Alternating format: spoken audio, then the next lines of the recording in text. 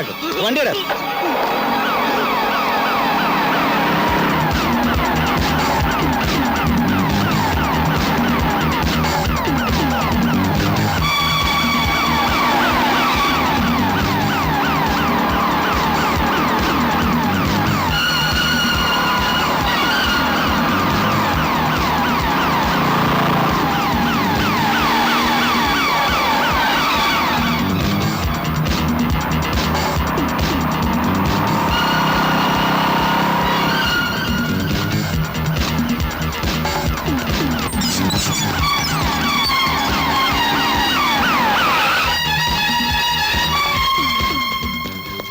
എന്താ ഇൻസ്പെക്ടർ? ഇപ്പൊ ഈ റോഡിൽ പോയതാരാ? ഒന്നെന്റെ മകനാ, മറ്റവന്റെ കൂട്ടുകാരനും. എന്താ? എനിക്ക് അവരെ കസ്റ്റഡിയിൽ എടുക്കണം. കാര്യം എന്താ? എന്റെ കൂടെ ഉണ്ടായിരുന്ന SI-യുടെ മുഖത്ത് അവർ തിളച്ച വെള്ളം ഒഴിച്ചു. മുഖം പുള്ളി അയാളെ ഇപ്പൊ ആശുപത്രിയിലാക്കിയിരിക്കുക. എനിക്ക് അവരെ കിട്ടണം. നിൽക്കണം സാർ, മേയറുടെ മകനാണെന്ന് പറഞ്ഞില്ലേ? അതുകൊണ്ട് ചെയ്ത കുറ്റത്തിൽ നിന്ന് ഒഴിവാകുന്നില്ലല്ലോ. ശരിയാണ്, തെറ്റ് ആര് ചെയ്താലും തെറ്റ് തന്നെയാണ്. You can proceed. സജി എനിക്ക് പോവുകയാണെങ്കിൽ 2 മാസത്തിനുള്ളിൽ നമ്മുടെ സിറ്റി ഒന്ന് തെളിയും. എന്റെ അതേ സ്വഭാവമാണ് CIക്ക്. മര്യാദക്കാരോട് മര്യാദ, തെറ്റിക്കഴിഞ്ഞാൽ നമുക്ക് കയ്യിലെടുക്കാൻ ബുദ്ധിമുട്ടൊന്നും ഉണ്ടാവില്ലല്ലോ. അത് നല്ല കോള്. ഇതിനേക്കാൾ വലിയ നരികളെ കയ്യിലെടുത്തിട്ടുള്ളവനല്ലേ കൃഷ്ണേട്ടൻ. വന്നു എന്നാ തോന്നണേ.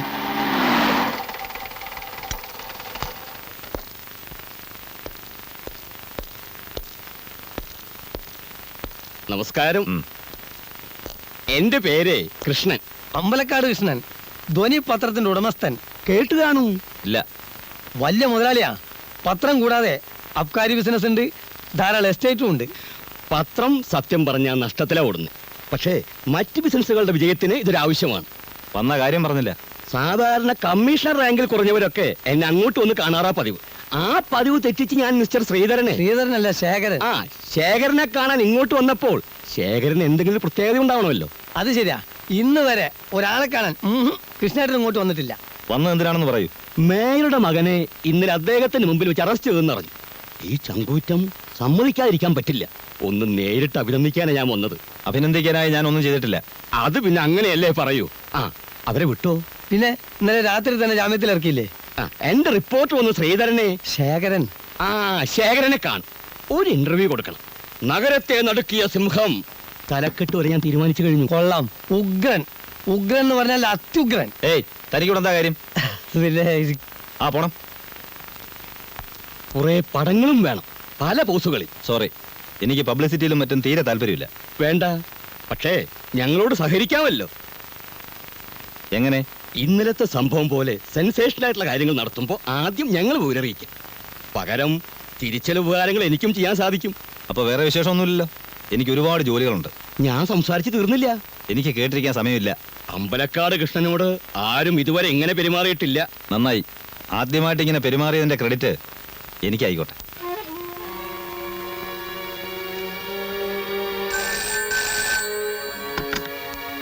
Hello, CI here. Revenue intelligence ഇന്നോ? എന്താ sir? Revenue intelligence officer mister Shankar വിളിച്ചിരുന്നു. JK ജോലീസ് റെഡി ചെയ്യണം. 5 മിനിറ്റിനുള്ളിൽ പുറപ്പെടണം. ഇപ്പം ആരും പറയണ്ട സാർ. ഓക്കെ.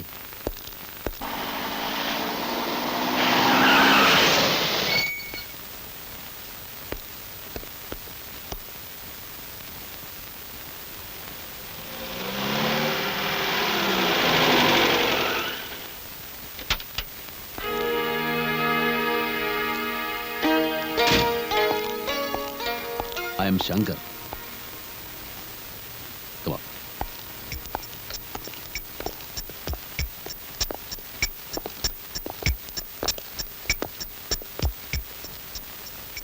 ഒച്ചയും ബഹളവും ഒന്നും വേണ്ട. ഞങ്ങളൊരു ചെറിയ റെയ്ഡിന് വന്നതാണ്. ക്ഷമിക്കണം, ഒരു ചെറിയ അസൗകര്യമുണ്ട്. കുറച്ച് നേരത്തേക്ക് ഇവിടെ കച്ചവടം ഉണ്ടായിരിക്കുന്നതല്ല. എല്ലാവരും ഒന്ന് പുറത്തേക്ക് ഇറങ്ങി നിൽക്കണം.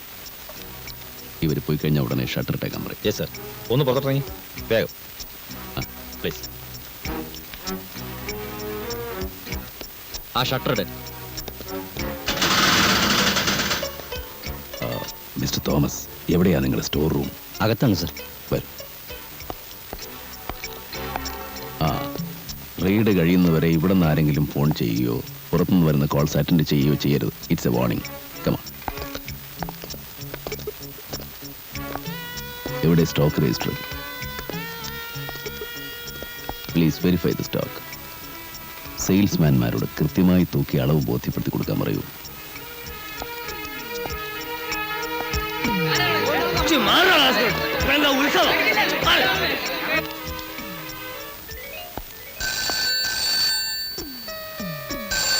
ആരാണെങ്കിലും റോങ് നമ്പർ ആണെന്ന് പറയൂ. Hello, wrong number.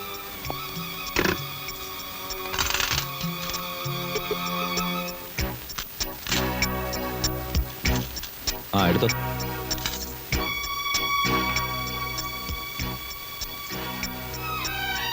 കണക്കിൽപ്പെടാത്ത സ്വർണ്ണമെല്ലാം ലിസ്റ്റ് എടുത്ത് സീൽ ചെയ്ത് എന്റെ കാറിൽ കൊണ്ടുവയ്ക്കണം. Sekhar, thank you very much for your cooperation. ഇയാളെ ഇങ്ങോട്ട് നേരെ എൻ്റെ ഓഫീസിലേക്ക് വരും. Yes sir. സാധനം എടുത്തോളൂ.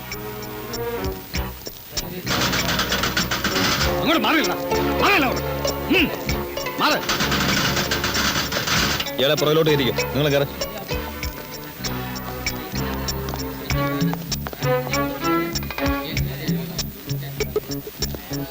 ആ ജീപ്പ് സ്റ്റേഷനിലേക്ക് പോട്ടെ. കയറിയോ കയറിയോ.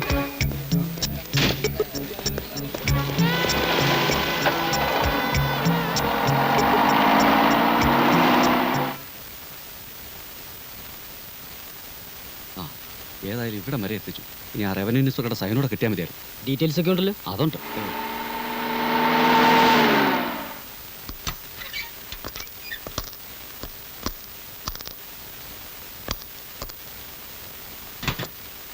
അതുണ്ടല്ലോ. എത്തിയിട്ടില്ല, ഇപ്പൊ വരും. സാറിരിക്കേ. വാ.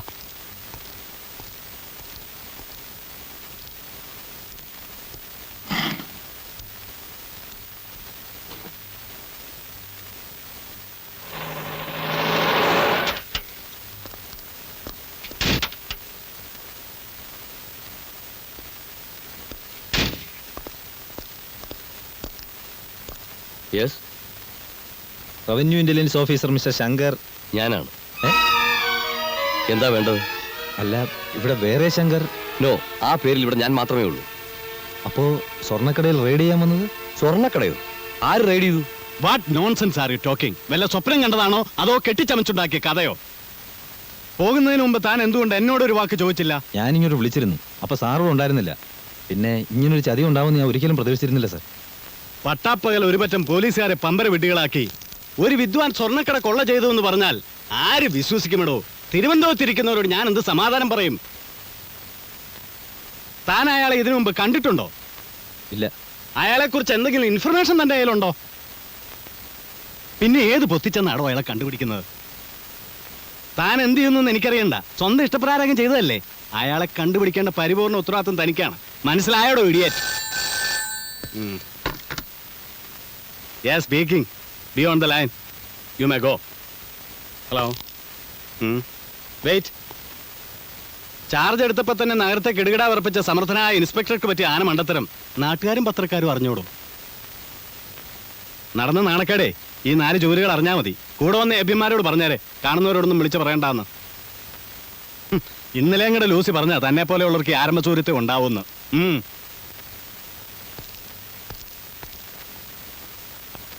ഏതവനാടാ ഈ കടുവയെ പിടിച്ച് കിടുക?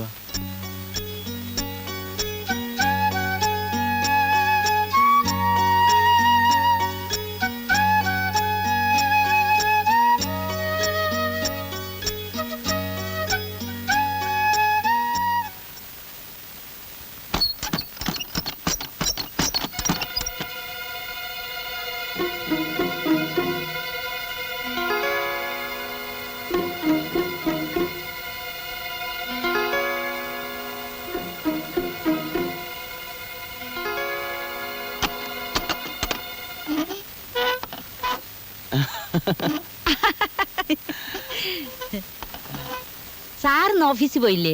പോയി, പക്ഷെ ജോലി പെട്ടെന്ന് തീർന്നുകൊണ്ട് വേഗം പോകുന്നു. സാറ് ശരിക്കും പറഞ്ഞ ഭാഗ്യവാൻ തന്നെ. അത് സത്യ. ഓരോരുത്തർ കാലത്ത് മുതൽ വൈകുന്നേരം വരെ ആഫീസിൽ കുത്തി പിടിച്ചിരുന്ന് ജോലി ചെയ്യുക. സാറ് വരുന്നതും പോകുന്നതും ആരും അറിയുന്നില്ല. പഠിപ്പിന്റെ ഒരു ഗുണം തന്നെയല്ലേ? എന്റെ ജോലിക്ക് പഠിപ്പ് മാത്രം പോരാ ജാനകിയമ്മേ. ലേശം സാമർത്ഥ്യം വേണം, പിന്നെ നല്ല ധൈര്യം. എന്റെ മോ രാമകൃഷ്ണൻ നല്ല സാമർത്ഥ്യമുള്ളവനാ. ധൈര്യത്തിന്റെ കാര്യം പിന്നെ പറയാൻ വേണ്ട. ശവപ്പറമ്പിൽ പോയി കിടക്കാൻ പറഞ്ഞ അവൻ കിടന്നോളൂ. സാറിന്റെ കമ്പനിയിൽ അവർ ജോലി വാങ്ങിക്കൊടുക്കുവോ? അതാണ് ബുദ്ധിമുട്ട്. ഏ എന്റെ കമ്പനി പുറത്തുനിന്ന് ആളെടുക്കൂല. അപ്പൊ സാറിന്റെ കമ്പനി സർക്കാരിന്റെ ആണോ അതോ സ്വന്താണോ? ചിലപ്പോ സർക്കാരിന്റെ, ചിലപ്പോ സ്വന്തം. നന്ന ചെലവിന് പിടി. ചിലപ്പോഴേ ഞാൻ വൈകുന്നേരം വരും. ഓ, ചിലപ്പോ സർക്കാരിന്റെ ചിലപ്പോ സ്വന്തം. എന്തുട്ട് കമ്പനി അത്?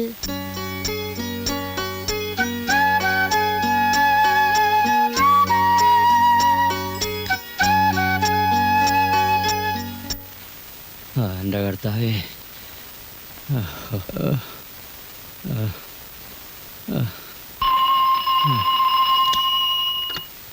ഹലോ, അതെ. ആരായാലും എനിക്ക് തരണ്ട. നേരിട്ട് സംസാരിക്കണമെന്ന്. രഹസ്യം അത്ര. ഹലോ, ഞാനാണ് ശങ്കർ എന്ന പേരിൽ രാവിലെ റെയ്ഡിന് വന്നില്ലേ, റവന്യൂ ഇന്റലിജൻസ് ഓഫീസർ. എടാ ദ്രോഹി, നീ എത്ര ലക്ഷം രൂപയുടെ മുതലാടാ കൊണ്ടുപോയത്? നിന്നെ ഞാൻ പറയുന്നത് കേക്ക്. വെറുതെ ബഹളം വെച്ച് ബീപ്പ് കൂട്ടിയിട്ട് എന്താ കാര്യം? പോയ സ്വർണം പോയിക്കോട്ടെ എന്ന് കരുതി മിണ്ടാതിരിക്കുന്ന തോമസിന് നല്ലത്. അത് പള്ളി പറഞ്ഞാൽ മതിയടാ. നിന്നെ കണ്ടുപിടിച്ച് ജയിലിനകത്താക്കിയില്ലെങ്കിൽ എന്റെ പേര് തോമസ് എന്നല്ല. പേര് മാറ്റാൻ ഇപ്പൊ വലിയ ബുദ്ധിമുട്ടൊന്നുമില്ല. ഗസറ്റി പരസ്യം ചെയ്താൽ മതി. അല്ലെങ്കിൽ തന്നെ ഈ തോമസ് എന്നുള്ള ഒരു പഴഞ്ചൻ പേരാ. പിന്നെ നഷ്ടപ്പെട്ടതിനെ കുറിച്ച് ഓർത്ത് ഇത്രയും ദുഃഖിക്കേണ്ട കാര്യമൊന്നുമില്ല. അധ്വാനിച്ച് സമ്പാദിച്ചൊന്നുമല്ലല്ലോ. 3 വർഷം മുമ്പ് ഒരു സ്വർണ്ണക്കടയിൽ സാധാരണ സെയിൽസ്മാൻ ആയിരുന്ന നിങ്ങൾ ഇന്ന് കോടീശ്വരനായത് എങ്ങനെയാണെന്ന് എനിക്കറിയാം. ആളുകളെ പറ്റിച്ചും സർക്കാരിനെ വഞ്ചിച്ചും ഉണ്ടാക്കിയതിന്റെ ഒരു അംശം വേറൊരു കള്ളം തട്ടിയെടുത്തു എന്ന് വിചാരിച്ചാൽ മതി. പരാതിയും കേസും ഒക്കെ ആയിട്ട് നീങ്ങാനാണ് ഭാവമെങ്കിൽ നിങ്ങൾ കുഴിച്ച കുഴി നിങ്ങൾ തന്നെ വീഴും. കള്ളക്കടത്ത് സ്വർണം വാങ്ങി സൂക്ഷിച്ചതിന് കൈകളിൽ വിലങ്ങ്, ഇൻകം ടാക്സുകാരെ പറ്റിച്ചതിന് ശിക്ഷ വേറെ. ഫയലുകളും യഥാർത്ഥ കണക്കെഴുതിയ ബുക്കുകളും ഒക്കെ ഞാനിഞ്ഞ് കൊണ്ടുവന്നിട്ടുണ്ടല്ലോ. അത് ഉദ്യോഗസ്ഥന്മാർക്ക് അയച്ചു കൊടുക്കണോ അതോ? നിങ്ങൾ ആരാണ്? ഞാനോ? തന്നെ പോലെയുള്ള പെരിങ്കള്ളന്മാരെ പറ്റിക്കുന്ന ഒരു ചിന്നക്കള്ളൻ.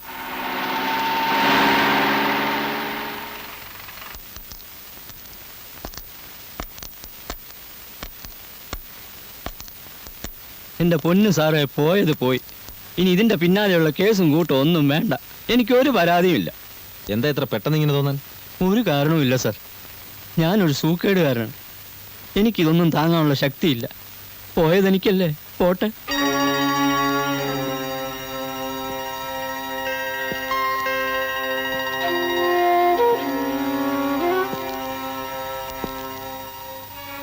പണ്ടൊരിക്കൽ സുലൈമാൻ സാറുള്ള കാലത്താന്ന് തോന്നുന്നു, ഇതുപോലൊരു വിദ്വാൻ ഏതോ രാഷ്ട്രീയ പാർട്ടിയുടെ തെരഞ്ഞെടുപ്പ് ഫണ്ട് മൊത്തം അടിച്ചുകൊണ്ട് പോയതായി കേട്ടിട്ടുണ്ട്. എന്നിട്ട് പക്ഷെ അന്നത് കേസായില്ല.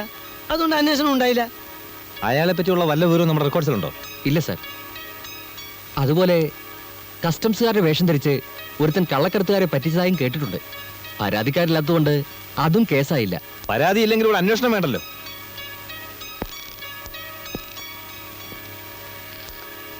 പോലീസുകാരെ പരിഹസിക്കുന്ന കാണാൻ ഇവിടെ എല്ലാവർക്കും താല്പര്യം. എന്തു വന്നാലും നമുക്ക് അയാളെ പിടിച്ചേ പറ്റൂ.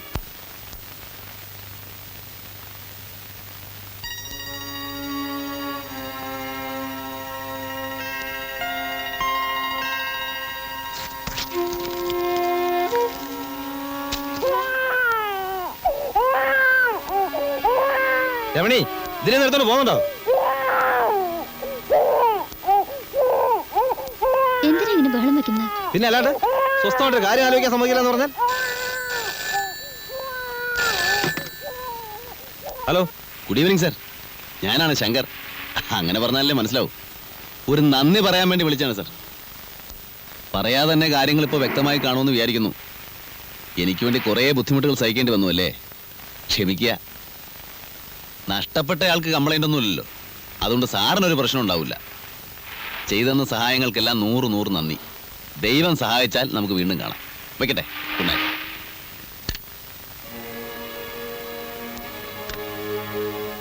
ആരാ വിളിച്ചത്? നീ ആ യൂണിഫോം എടുത്ത് വെച്ചേ.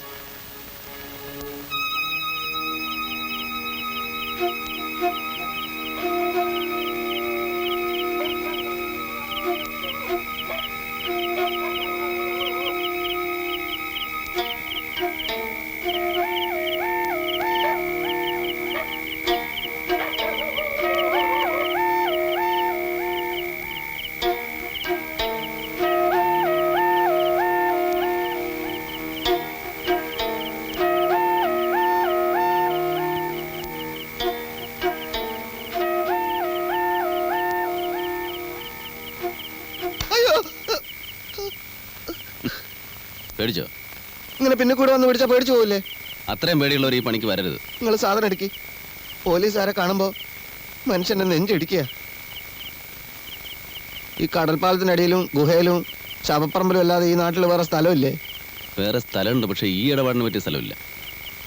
നിങ്ങളെ താമസം എവിടെയാ? അടുത്തതാണോ നമ്മൾ അവിടെ വരാം? തനിക്ക് പേടിയാണെങ്കിൽ തന്നെ ബാബുക്കാനോട് പറ വേറെ ആളെ അയക്കാൻ. അള്ളോ, ബാബുക്കാനോട് പറയാനാ? മൂപ്പരെ കാണുമ്പോൾ തന്നെ നമ്മളെ മുട്ടിടിക്കും. അപ്പൊ മൊത്തത്തിൽ താൻ പേടിക്കാൻ വേണ്ടി ജനിച്ച ആളാ ആയിരിക്കും. നിങ്ങളെ പേരെന്താ? എന്തിനാ ചോദിച്ചേ ഉള്ളൂ. പൊതിയിൽ സ്വർണ്ണായിരിക്കും അല്ലേ? അത് ബാബുക്കാനോട് ചോദിച്ചാൽ മതി. കഴിഞ്ഞ പ്രാവശ്യം ചോദിക്കണമെന്ന് വിചാരിച്ചതാ. നിങ്ങളെ നാടെവിടെയാ? ഇയാളെ വേഗം സ്ഥലം വിട്. ഊരും പേരും പറയൂല? അടുത്ത പ്രാവശ്യം കാണുമ്പോൾ പറഞ്ഞാൽ പോരെ? മതി, തിരക്കില്ല. ബാബുക്കാനോട് വല്ലതും പറയാനുണ്ടാ? ഇവിടെ എല്ലാവർക്കും സുഖം, അവിടെയും അങ്ങനെ തന്നെ എന്ന് കരുതുന്നു എന്ന് പറഞ്ഞേക്കും.